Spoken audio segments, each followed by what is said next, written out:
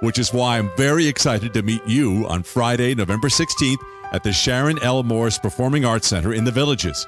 I'm going to be sharing my music and my life story in 2 concerts. The first concert will be at 5 p.m., the second show at 8 p.m. For tickets and for more information, go to thesharon.com. Friday, November 16th, an intimate evening of music, stories, and just us friends. Broadcasting from the Paddock Mall Studios, this is WOCA, Ocala, Gainesville, The Villages, 1370 AM, 96.3 FM, The Source.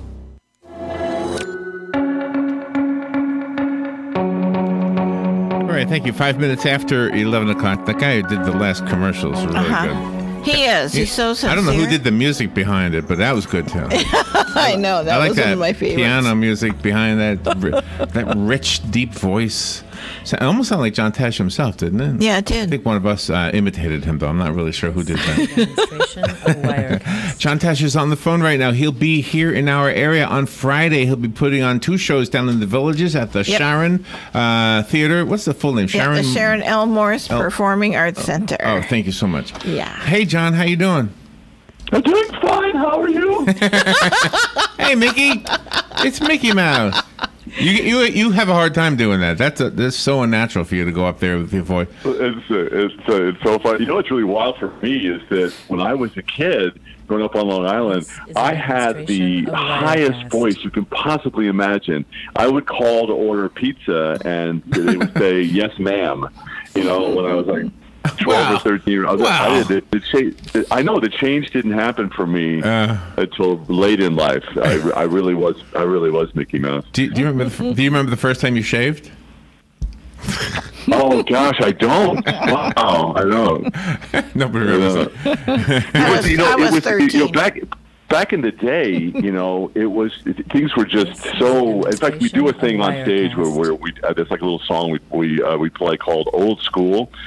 Because our audience is usually, men and women 45 plus, and a lot of the plus sometimes is people who have been, around since the 1930s, Right, and so we do a whole piece. It's almost like a beatnik type jazz piece about I want an old school life. I want to go back in time when everybody had a paper route and the Coke was a dime. When the TV went off at the stroke of midnight. And when we actually watched when people walked on the moon.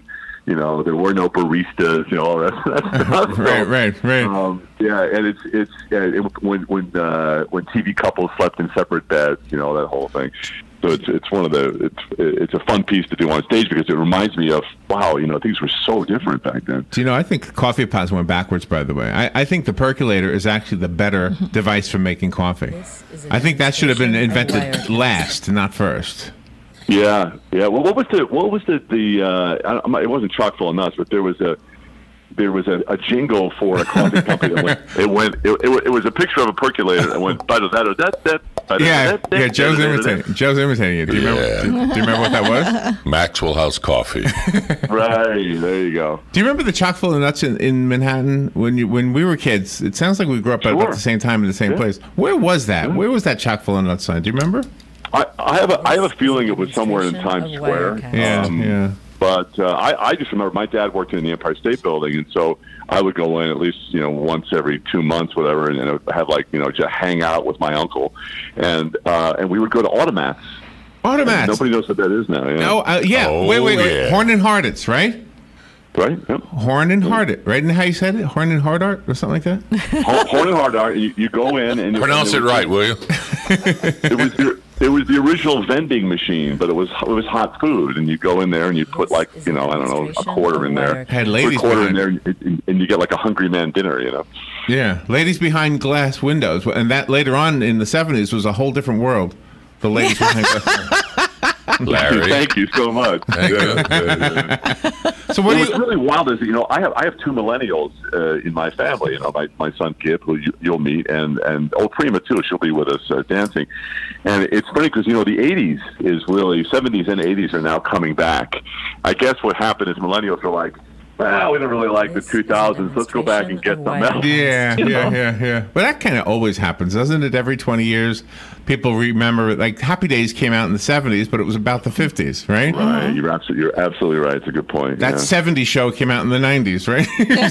Yeah. Every 20 years. Yeah. Since you're doing 2 shows on Friday, will they be different?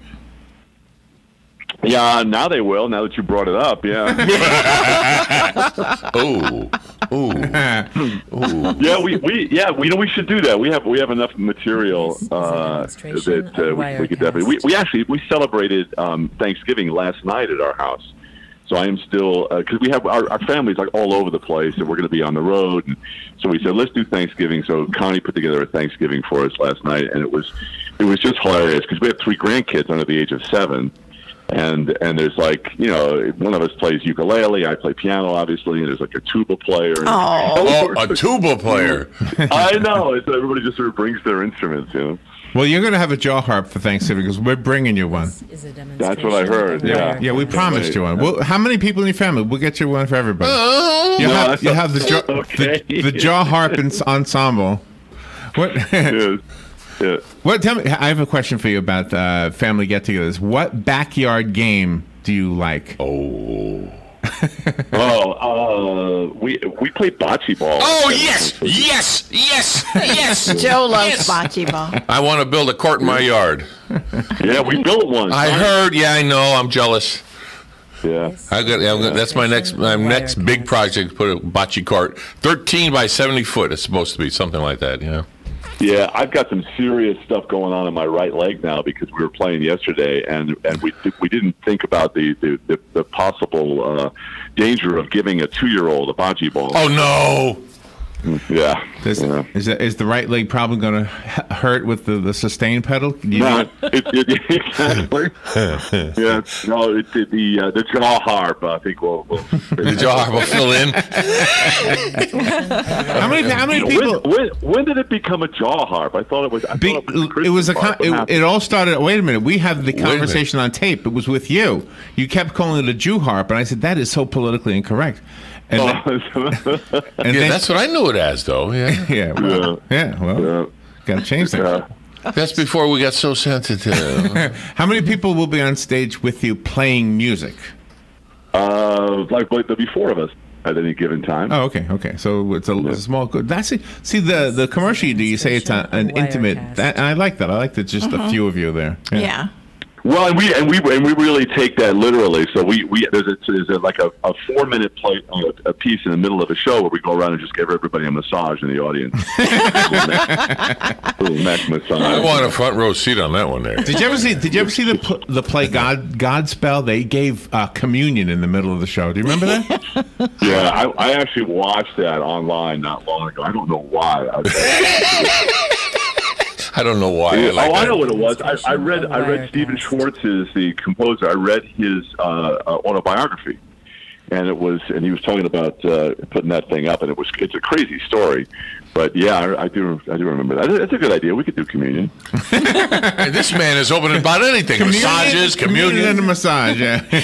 What's going to happen is you're talking about this, and what's going to happen is people will come to both shows and go, "You played the same songs. What the heck? I thought you were going to play different songs." And then the second thing is it's going to be, where's my wafer and my wine? What the heck happened there? There's a vanilla wafer. When you are selecting your venues and you're selecting the kind of piano that you want to perform on, what is your favorite? I really do. I mean, it sounds wild because I have an American car, and I have an American, wife. Anyway, okay. I guess she's not an American. She's an Italian. I know. Yes. Yeah. And I was trying to think of another American thing that I have, and I lied. A pencil? You have an American accent. Thank you. Yeah. No, I like to play Yamaha pianos. I knew it. It's tough because we normally, I'll tell you why in a minute, but we normally travel a piano, but it gets to be too crazy you put it on the airplane, so anyway, that was cute. That was cute. Yeah. Thank you. But Steinway is also a great piano, but they're harder to play. Really? And yeah, they are. If you don't train, I have a Steinway in the house here, and so I rehearse on that. But they are harder to play. The Steinways. The great thing about a Steinway piano is it stays in tune forever, and it's better to have on stage. Oh, that's nice. That's my! So what? Who in today's music world do you like? I guess, or are you impressed by? I am still impressed by Billy Joel. You know, I was reading an article the other day, just yesterday, about how many artists are making the mistake that they just keep releasing new music, right? And sometimes it's just not great. Yeah. And it was talking about how some of the most revered artists are the ones like Janis Joplin and Jimi Hendrix and and even Nirvana, right? Who they put together some and the Beatles even they put together some great records and then they stopped. Yeah. Right. Yeah. Right. Yeah. I heard him say. I heard Billy Joel say that he doesn't write new songs anymore. He doesn't. No. Mm-hmm. He doesn't because he realizes that he probably would just be putting out junk, and so and the same thing happened with Paul McCartney does continue to write, but there was a time when he wouldn't play Beatles songs when he was performing live because he wanted to do new stuff, and then he realized that the audience wasn't showing up. Yeah. It is interesting. There's do you know the lady Sia with the black hair and the white hair? And Sure. Yeah. Oh my God! I just think as far as songwriting and singing too. I mean, she really is. I just think she's awesome. Yeah. I mean, what's one of the things about everybody's like, oh, it's so hard to be an artist now because of it's hard to be discovered, but it's not true. With what's going on with YouTube, especially, people like Justin Bieber, for example, wouldn't have had a career without being discovered on YouTube. I still love going back and listening to the old records. My biggest complaint is the way records are produced now. I mean, you're going to hear at the Villages, you're going to hear a lot of acoustic stuff, right? Because that's really the sound that I love. Me too. A lot of the recorded stuff, it's just so compressed, and I sound like an old guy. I know. No, I've never been a fan of the MP3. But go ahead. But here's the thing: when you play a small venue, now the Sharon is not tiny. It's not like a coffee house, but it's small enough that what I'm about to say makes sense. I think we never ever really hear musical instruments anymore. We hear vibrating paper. That's what a speaker is. So when you go to a concert with a small venue, even though you do have amplified sound and therefore there are speakers and therefore there is vibrating paper, you also hear, in addition to that, the actual sound of the string or whatever it is that's making sound up there, right? Yeah, for sure. And you make a really good point, because even they've studied children now who listen to music and the whole learning thing with them and how it can enhance learning, but they've realized that they need to hear the actual vibration of the string or reed or even piece of leather on a drum, because the vibration is different than when it comes out of the speaker. It changes everything. By the way, I was thinking about you the other day. I was watching you and I had a conversation once about perfect pitch. And I was watching this video, and I don't know if you've ever seen this or if you have this, but there was a little boy, and the boy had his back to his father. His father's at the piano, and he hits a note, and the boy says C sharp. Hits another note, the boy says E. Hits another note, the boy, and then the father plays a chord, and the boy says all the notes in the chord, and then he hits this really dissonant group of notes. It was a chord, I guess, technically, but it was nothing you would play in music, and he named all the notes. And I was like, holy cow, how do you learn that kind of a skill?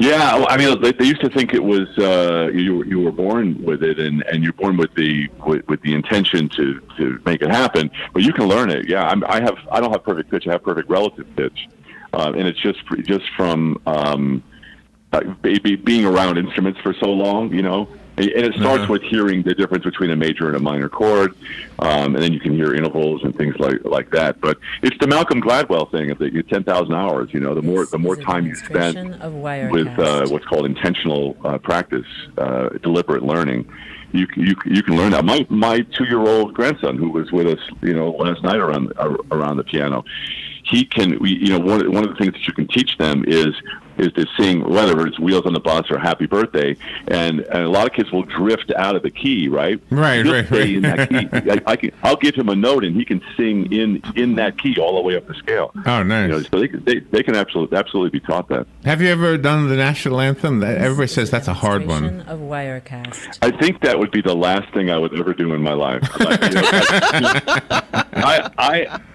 First of all, I'm not really. I'm a trained singer, but I'm really sort of a singer songwriter, that kind of thing.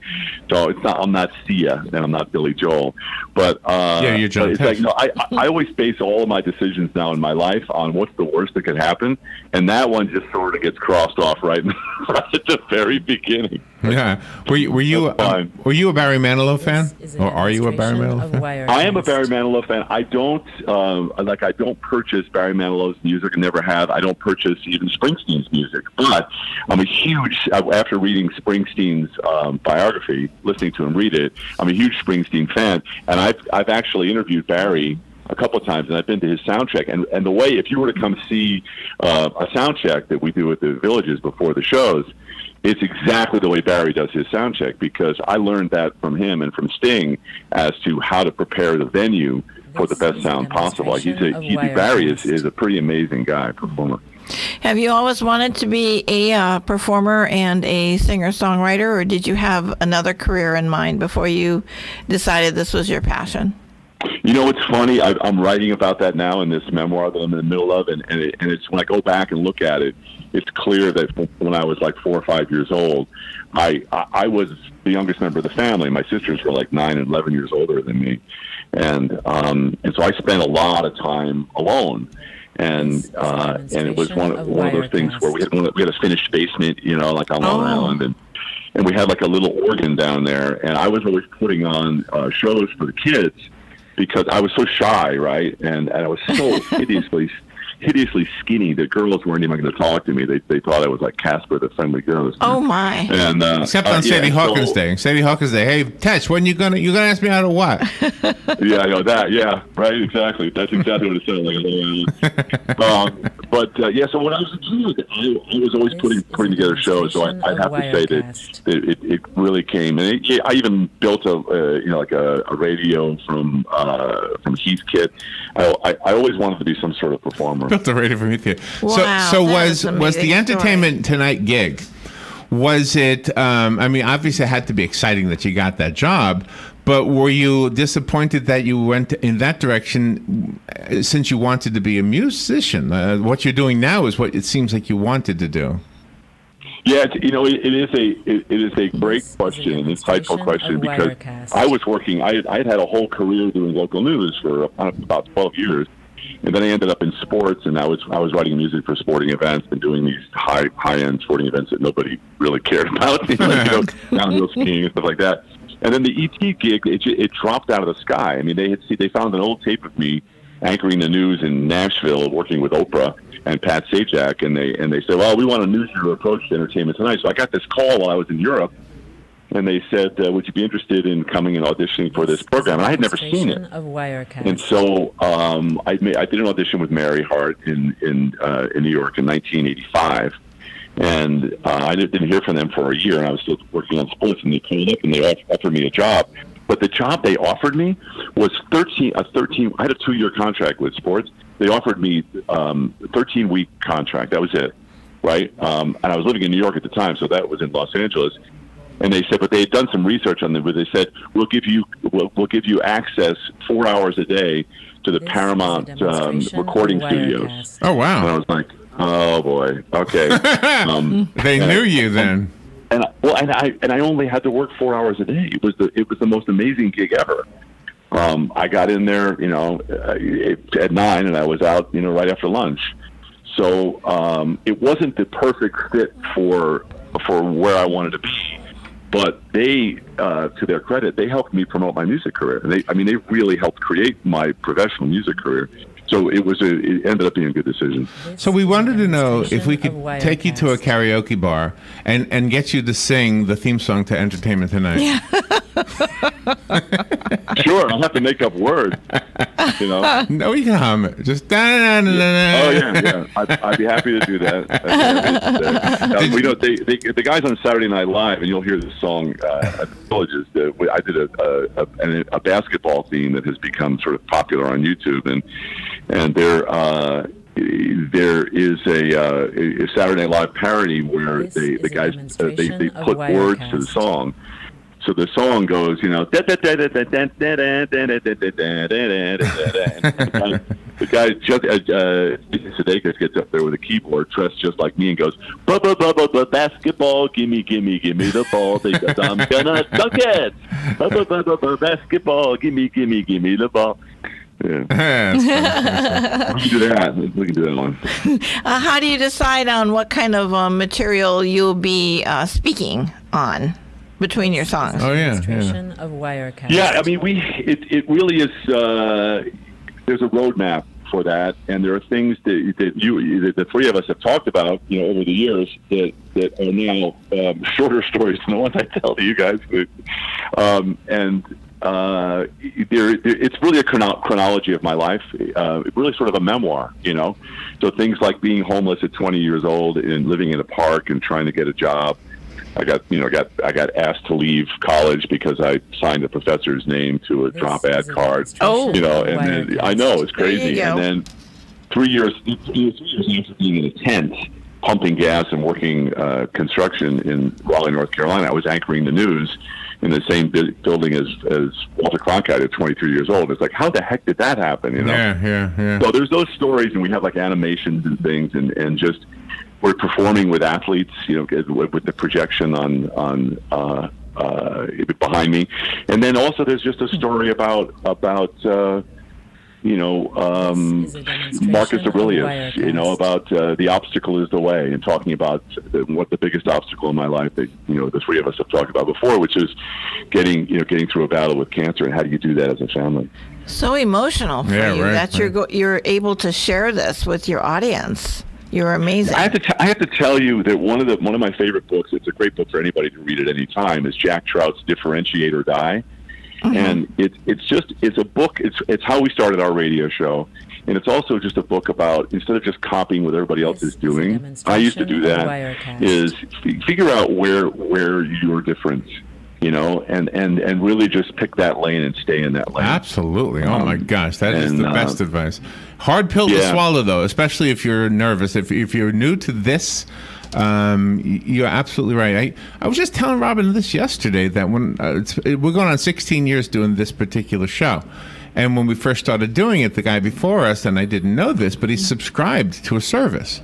And after he left, I had a phone call asking me if I wanted to continue the subscription, and I said, "This is a subscription?" And then I said, "No, I don't want to do that."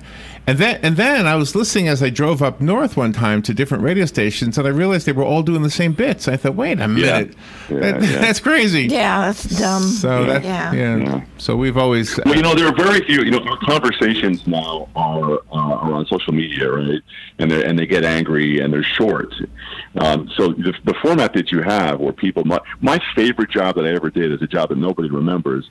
It was for a year I did a show called One on One with John Tesh for NBC. And I got to do, and they aired them, I got to do 1 hour interviews with all of my favorite people. And to be able to stretch out, right, and to have a nice long conversation like three of us are having now, it's very, very different. That's how you guys differentiate. But I interviewed everybody from Gregory Peck to Telly Savalas to Betty Davis and Sting and Eric Clapton, you know, and there were these there were 3 hour conversations, and they were edited down to an hour. But it's really the most fun, because you end up, a lot of times you'll subconsciously ask an interview subject questions that you want the answer to in your own life, right? Absolutely, yes, absolutely, yeah. Yeah, and one of the things I like is, speaking of differentiating, and I think I brought up Seinfeld's Comedians in Cars Getting Coffee once before, but I mean, like that format he's got there with the cameras in the car, that's kind of a cool idea. It's something different. Yeah, and watch his. I think I mentioned this. Watch his biography. It's his documentary on him. Because at a certain point, you'll see him sitting on a street in New York with all of the yellow pads, the yellow legal pads that he has saved over his career, with jokes on them, all the jokes on, and he's still with a Bic clear barrel pen, blue pen, every day. Yeah. Sits in an office, goes to an office in Manhattan, and he writes jokes. Well, and I just love that. And that demonstrates the work ethic necessary to be a stand-up comic. That same work ethic applies to what you do, though. Obviously, I mean, you're putting together a show, you're taking it on the road, you're flying all the way to the Villages. Yeah. Right. So we're going to see you on Friday. Yeah. We're going to the 5 o'clock. Yes. Yeah. So. Mm-hmm. We'll still have some energy then, so it'll be great. Do you have if you have a metal detector? Don't worry. It's just jaw harps. It's just right. Just a bag full of them. the Christian harp. I like it. How old is your daughter that's going to be dancing? She's 24. Oh wow, nice. And your son? Yeah. This is a demonstration. Say again.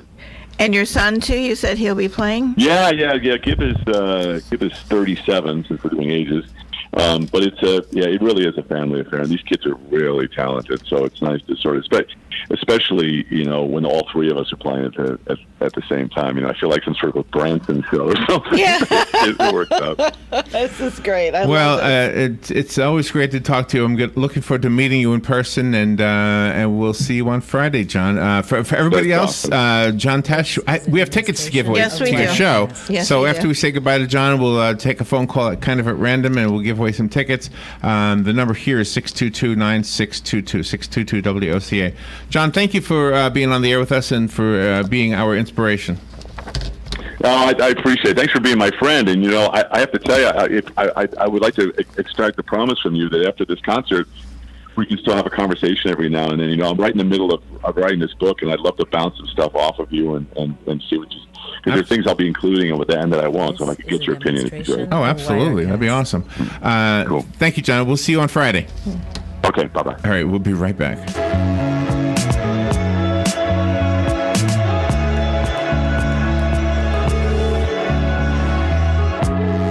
Friends, countrymen, tourists, and Ocalans, lend me your ears. Hey, speaking of ears, there is an opportunity for you to help feed and provide good maintenance, housing, and medical care for Marion County's rescued big cats, bears, monkeys, and other disabled or unreleasable wild and exotic animals.